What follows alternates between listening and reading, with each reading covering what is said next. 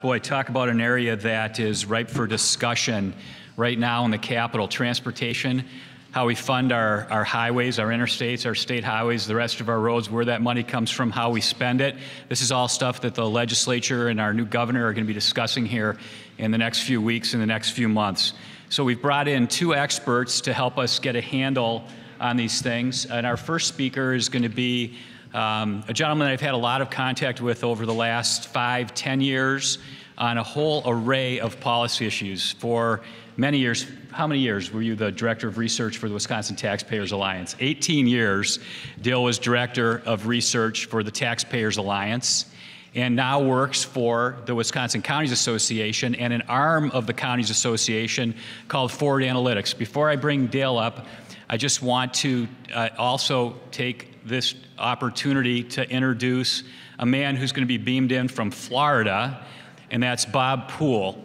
Dale's going to hand off to Bob, so let me say a couple things about Bob Poole. Bob, for 10 years, has been doing research for the Badger Institute and for our predecessor organization, WPRI, the Wisconsin Policy Research Organization, has done work just in Wisconsin, has worked for state government on some studies of transportation and tolling.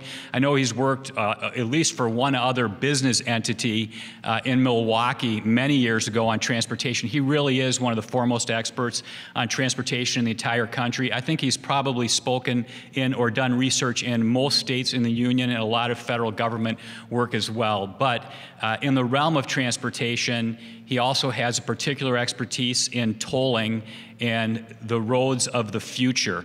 Bob is the founder of the Reason Foundation and is now, he's focused purely on policy now as Director of Transportation Policy at the Reason Foundation. So Bob's going to join us to talk about tolling in this state and some specifics, not just in Wisconsin, but what's happening elsewhere in the country.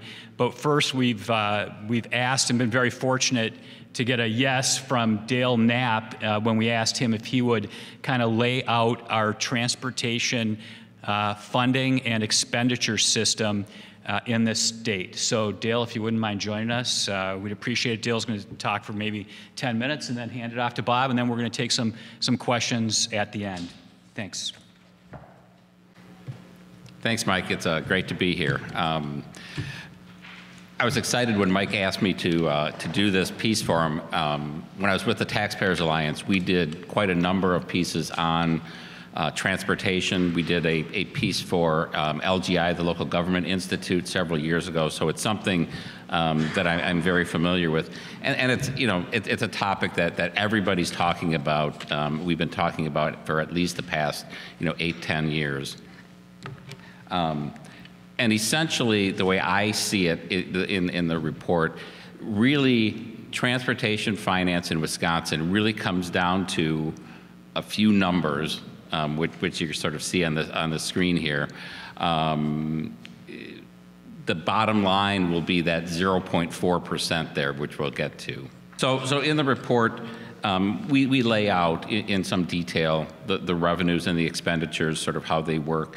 What I'm going to focus on here in my abbreviated time is really the revenue side for the most part.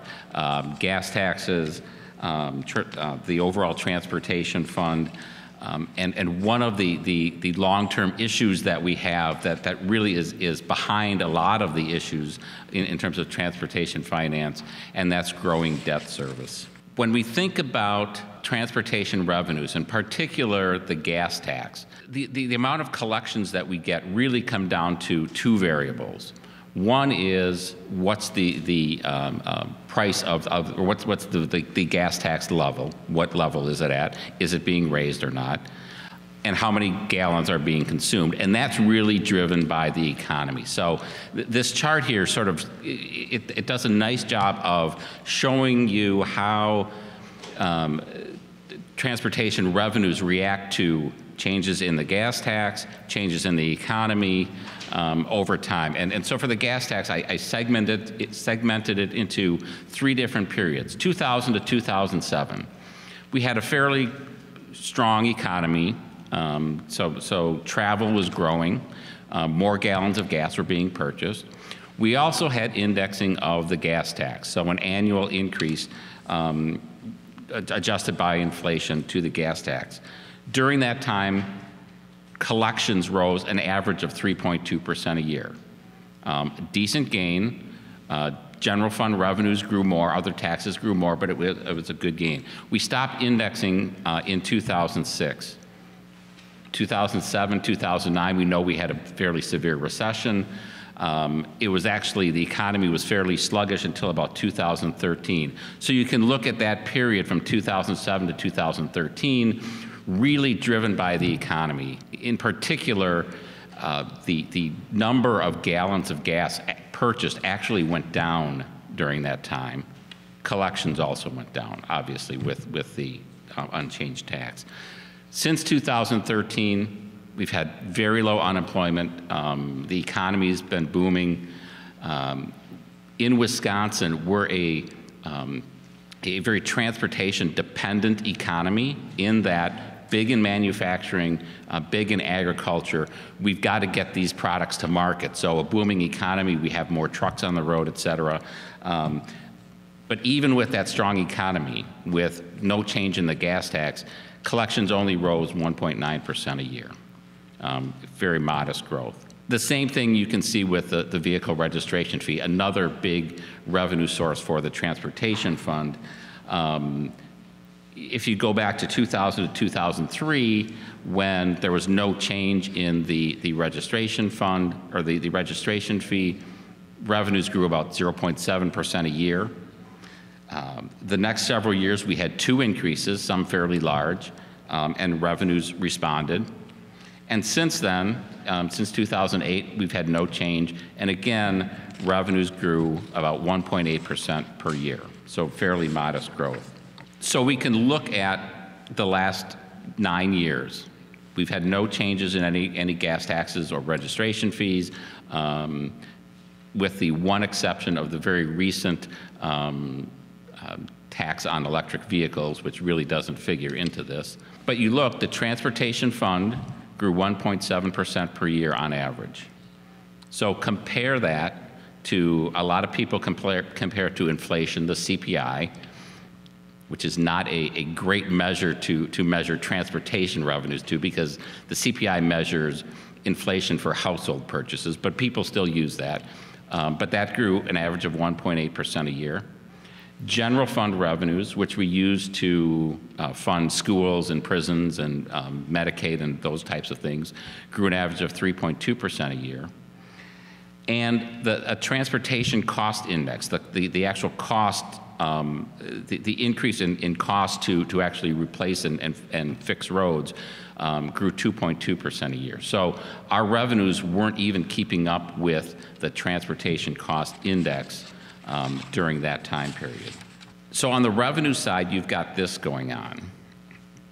There's something else that's going on that significantly affects how much of that transportation money we have available to do current projects, and that's debt service.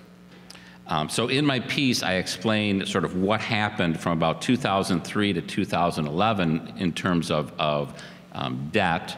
For a number of reasons, we significantly increased the use of debt to pay for our transportation projects rather than the ongoing revenues. Part of it was to balance the general fund budget. Part of it was just we didn't have enough revenue coming in. There's a cost to that. You can borrow the money and do your projects now, but you're paying that money back over 20 years. And so this shows what's been happening because of that.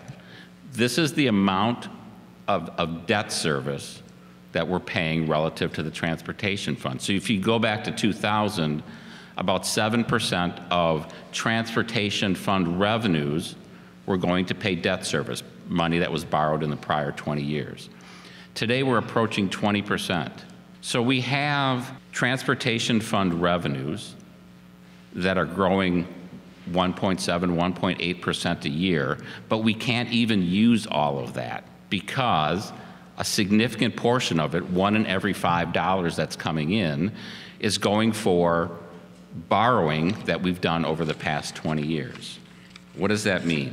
If we go back to the transportation revenues and how they lag, there's another piece here, and that's this 0.6%.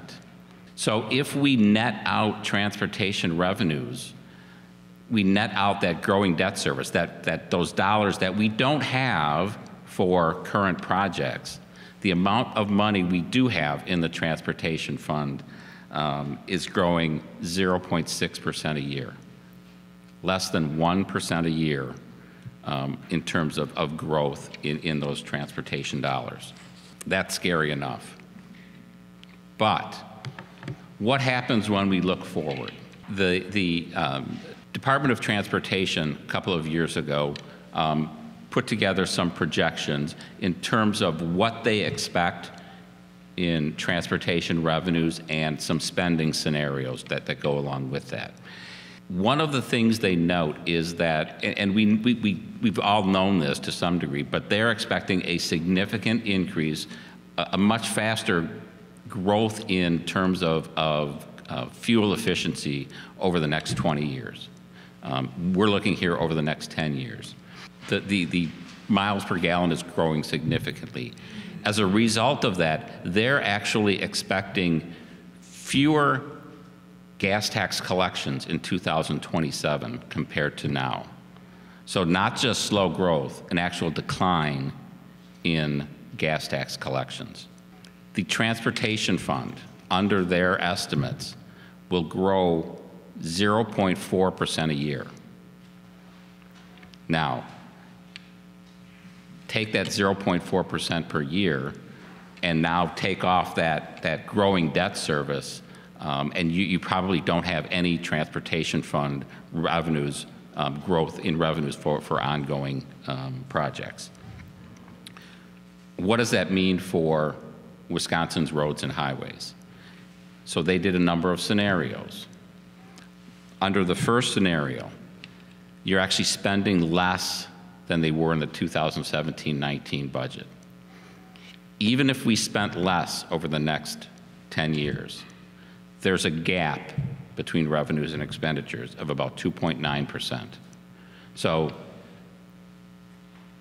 essentially there's not enough money even to pay for spending less than what we've currently spent. And under that situation, the road quality in Wisconsin significantly deteriorates.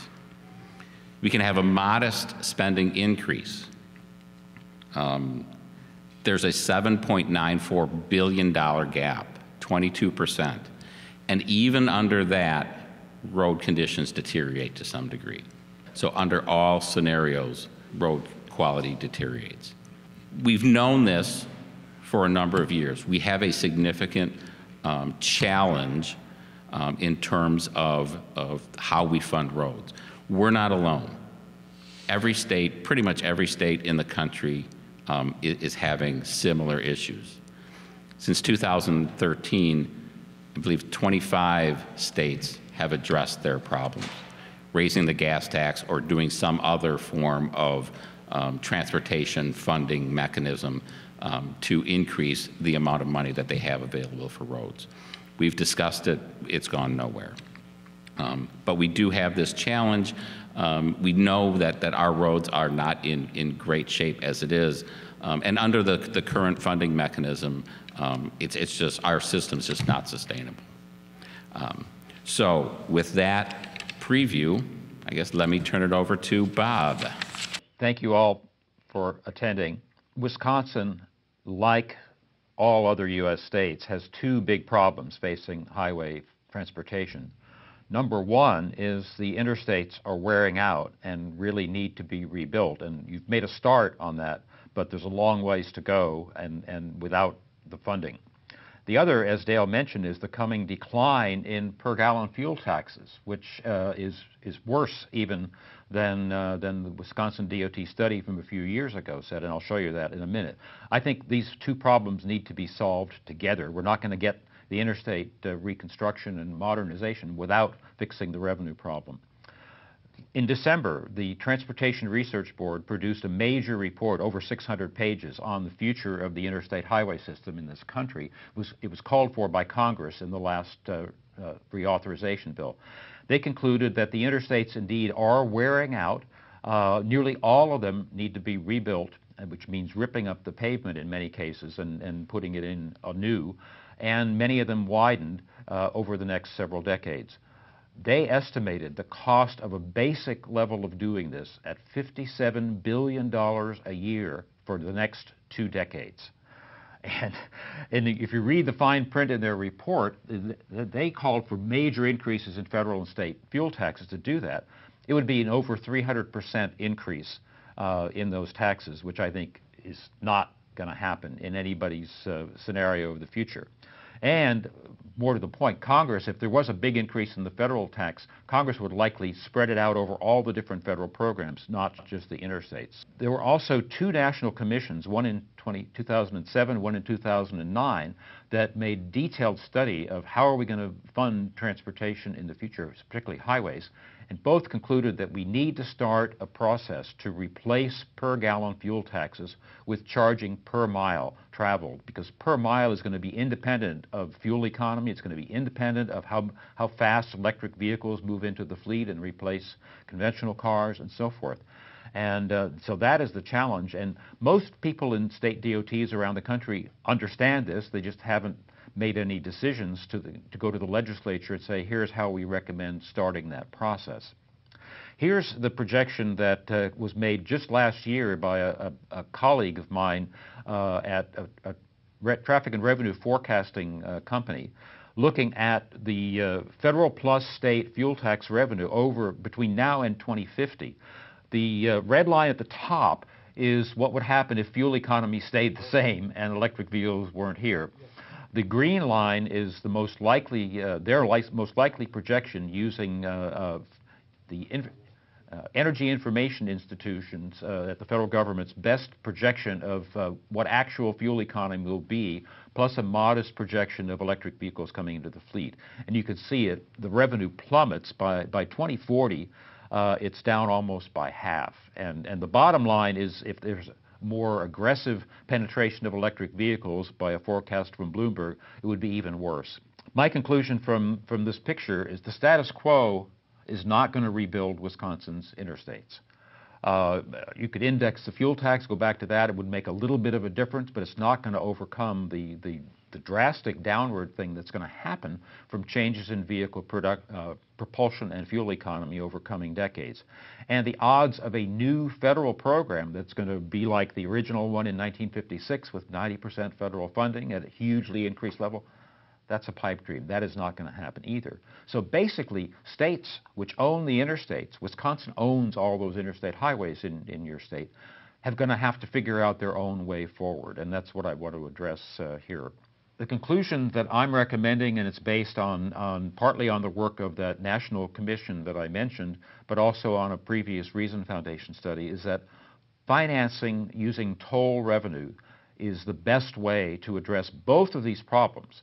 An electronic toll charged per mile would be a mileage-based user fee. It would be the first step that Wisconsin and any other state doing this would take to start replacing per gallon taxes with per mile charges. Toll revenue can be bonded with only the toll revenues counting to pay off the bonds, not an obligation against the general taxes of Wisconsin. So it wouldn't be worsening the deficit problem that already exists with existing transportation revenues. And also, it would guarantee proper maintenance for the rebuilt corridors, because the people who buy toll revenue bonds insist on proper maintenance. They know that if the road starts having potholes, people are not going to pay to use it when they could use other roads that don't have a toll on them. So, and if Wisconsin did this on a systematic basis, it would free up the remaining gas tax revenue, as long as it's still there, and there would be a lot of it still for the next 40 years or so, for all the other roadway needs that are now not getting proper attention in the state. So it would solve both the interstate problem and the problem of the other streets and roads. What you need to remember, we're not talking about old-fashioned 20th century tolling here. You line up at a toll plaza and throw coins in a bin. That's gone. It's being replaced all over the country, as you see in Illinois with iPass, with electronic cashless tolling that is collected at highway speed. You don't have to slow down. The collection costs are very low if you have a prepaid account with a transponder like the Easy Pass system that exists across the eastern part of the United States, and it's interoperable. No matter where you drive, you only need the one transponder and have one account. So it's very seamless and customer friendly. The design of the tolling system can make it hard for people to escape, to not pay tolls by going around places where the toll is charged, and that will be in a study that would show how to do that. And the revenues should be solely dedicated to the reconstruction, widening, and ongoing maintenance of the interstates to make them a wonderful 21st century system. Next slide. Now, you've heard, I'm sure, about federal restrictions on tolling the interstates. And this was true. The 1956 law that created the federal program banned putting tolls on existing lanes on the interstates. Well, but Congress in the last few decades has carved out 3 exceptions to that ban.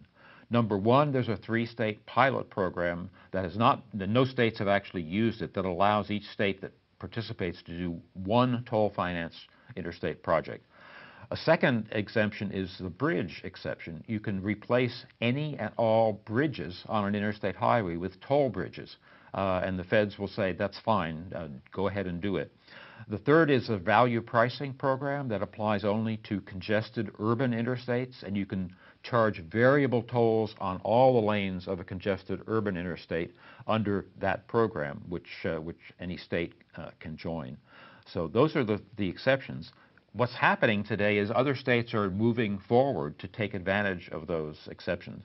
Oregon is planning to do the value pricing thing with variable tolls on I-5 in the Portland area, which is where the worst congestion in the state is. The bridge exception is planning to be used by Connecticut, Indiana, Oregon for a different interstate, and Rhode Island. It's already underway in Rhode Island.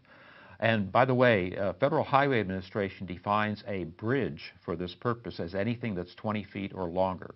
So on the interstates in Wisconsin, there are hundreds, possibly 1,000 bridges where tolling is legal if you use the revenue to replace the bridge. The Rhode Island program, as I said, is in operation. They're charging only trucks, which I don't recommend. Oregon has been tentatively approved by the Federal Highway Administration. Connecticut and Indiana are still deciding are they really going to go ahead with it? But Indiana has said that they have received informal okay that they could use the bridge exception if they decide to go ahead. So this is very, very important. And so other states may be actually doing this within the next few years. In a study that is coming out from Reason Foundation next month, I make a number of suggestions on how to make toll-financed new model interstates really customer friendly, so that people will say there's value in exchange for paying the tolls.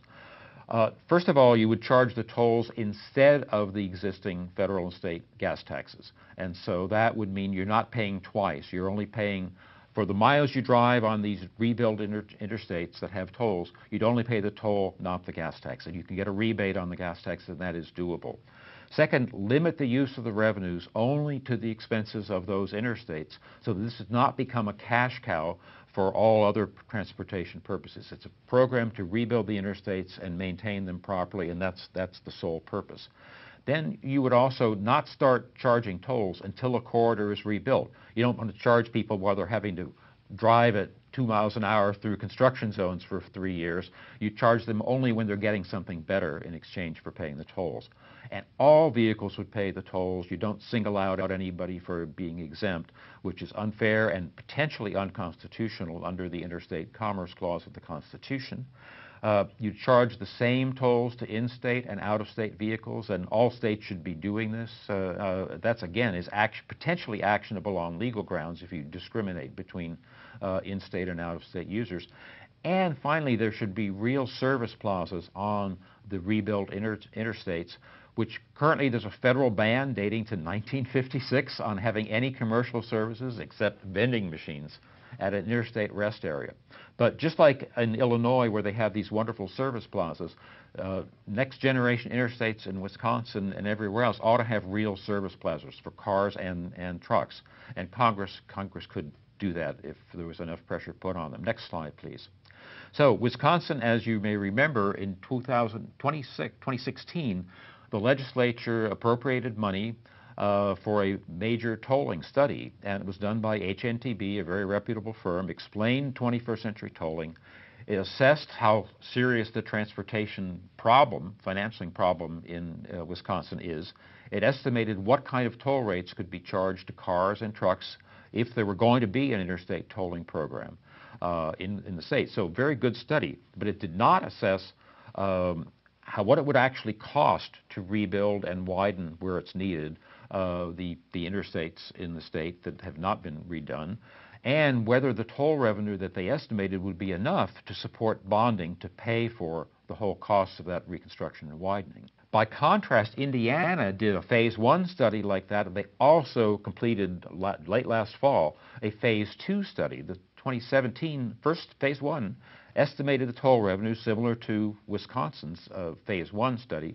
Then last year, the HNTB created for the DOT in Indiana a statewide tolling strategic plan that gave strategies for tolling, how to operate the system, the financing, the environmental reviews that would be needed, and how to go about implementing it.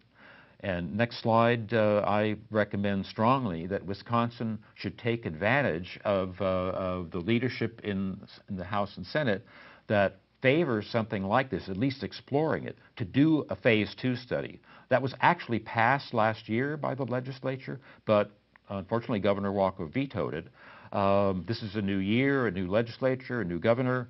I think it would make great sense to figure out what it would really cost to rebuild all the remaining corridors that haven't been rebuilt and the interchanges that need rebuilding besides the Marquette and the Zoo, which were huge projects and very much needed. The phasing of which corridors to do when based on how old and decrepit they are and how much they're undersized for the traffic that they have and are going to be projected to have, and the feasibility of doing all of that using toll revenue bonds as the way to do it. I think because of where things are with the other states, Indiana, if it moves smartly ahead, could be in the lead on this. The Indiana, they were all set, but the governor then said, well, this is not going to happen on my watch. So they have all these wonderful studies and the DOT raring to go, but it's on hold for the moment. The debate is still raging in Connecticut, although the new governor has now come around to supporting tolls on cars as well as trucks. Rhode Island is tolling only heavy trucks, and they have litigation against them by the Trucking Association, not arguing against tolling, but only against discriminating against trucks. So Wisconsin has a chance to take the lead in this and be a pioneer. So my concluding message to you is my recommendation is that toll-financed interstate modernization would solve both of the major problems that are still confronting Wisconsin. The need to start the shift from per gallon to per mile charging as a way, and start with the interstates only and try it out that way, and finance with long-term toll revenue bonds the reconstruction and widening that is so desperately needed in Wisconsin, and be a showcase for other states to follow. There's been a good start with this study initially in 2016, but it's really time to take the next step. And that concludes my presentation. Well, I know one question that comes up a lot, and I get this question at conferences, is will the trucking industry go to war if you try to do this? And the trucking industry has a long history of opposing proposals for new tolling. But I think there is dialogue going on right now between people like me and some of the trucking associations. They are frustrated because they've been crying out for rebuilding the interstates and widening interstates for decades now, and there has been no real action by Congress. And it's interesting, as I said earlier, they're suing Rhode Island over their truck tolling program, but only on the grounds that it discriminates against trucks. They are not, because the revenues are being dedicated to replacing terribly old and aging bridges. Rhode Island has 52% of all of their bridges in that state are deficient. And so they're making a significant start with the toll revenues that they're generating. But the objection of the trucking industry to that is only that they should not be charging only trucks. They should be charging everyone. Everyone will benefit from the rebuilt corridors. And so I think there's definitely room for a dialogue if we have customer-friendly policies on how tolling is implemented. I think getting to yes is possible, and I'll leave it there for now. DOT has very qualified people, I'm sure, but you really need the expertise of people who understand toll financing, understands what it would take to get an investment-grade rating on toll revenue bonds. I'm sure the DOT can figure out which interstates are in the worst condition, which ones need to be rebuilt sooner rather than later, and which ones need widening. But they would not be able to do the tolling, the feasibility of the financing that would be absolutely essential to doing this and to having any credibility. So I think there's a very strong case, which the Indiana DOT and the legislature there recognize that you really need to have a professional study to do that. I'm not intimately familiar. I've never done any consulting work with the Illinois DOT or with the Illinois Tollway, but I read the literature, and Illinois Tollway is in the process of doing mega projects to expand and rebuild interstates in that state, the ones that are tolled. And by the way, the reason they have some tolled interstates in Illinois is that they were grandfathered in when the 1956 legislation was passed. About 7 or 8 states in the Northeast and Midwest had already begun superhighways that with toll financing, and they became part of the interstate system when Congress passed the legislation, and the legislation exempted them from the ban on tolling. So they've been able to continue to do that, and that's why they have. So it looks to me they're definitely keeping them better maintained and biting the bullet on financing with new toll bonds, major reconstruction and widening projects. What is the definition of per-mile highway funding, and how does it relate to tolling? That's a good question. The general term that's being used is mileage-based user fees. And so eventually the idea is that all per-gallon fuel taxes would be replaced, and some form of per-mile charging would take their place. Now, that's pretty easy to do on what we call limited access highways like interstates and urban freeways, where you have limited points to get on and to get off.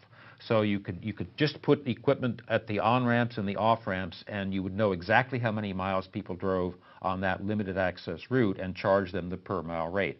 That's much harder to do on all the other streets and roads where people can get on anywhere and get off anywhere. So there's various ways that are being tested. In about 15 states have been running pilot programs for over parts of the last 5 years. And some of them have given people a choice of 4 or 5 different ways of having their mileage recorded. The simplest way is to have annual odometer readings at the motor vehicles department. When you renew your registration, you have to bring the car in to some place that will officially record the mileage, and then the DMV knows how many miles you drove and can figure out what the charge is, and that can be added to your vehicle registration. So that's a simple way.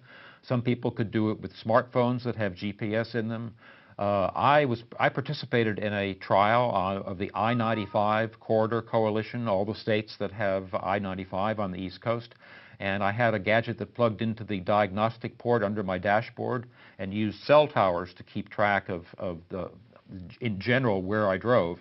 And they gave me a monthly report every month showing what I would have paid if the per mile rate of, I think it was like 2 cents a mile, had applied, and what I was paying instead in gasoline taxes. So there's a lot being learned from those pilot programs. We don't have all the answers yet, so it's still being studied, basically, and so it's a work in progress. We're not ready to make that overall switch yet. Would tolling revenue be in addition to the gas tax revenue is another question that has just come in. No, we would be able to lower the gas tax, and in fact, what I suggest to make the interstate tolling really customer-friendly is that there would be a rebate of the fuel tax that would have been incurred if you drive 100 miles on a tolled interstate. Then the tolling software would know how many, what your car is, because you're the customer. They have to know where to send you a bill if you have to be billed, and what your car's EPA-rated miles per gallon is. So they would know how many gallons of gas you used in driving those 100 miles, and that would be the amount you would get a rebate on. That would be sent to you through maybe once a month or once a quarter or once a year against your vehicle registration fee, for example. So that is a pretty simple way to make sure people are not paying twice. And the whole idea of mileage-based user fees is that it would be instead of, not in addition to, gasoline taxes. But there obviously is going to be a transition period when you have to figure out how to make it fair. And that's certainly, that transition for interstates would be handled, I think, in the way that I've just described. Would a flat fee or a flat tax be considered for manufacturing or high mileage businesses? Not in any of the plans that I'm aware of. The general idea is that businesses that use highways a lot today pay a lot more in fuel taxes. If you go to a toll, electronic toll, instead of a fuel tax, they should still pay for all the miles they drive.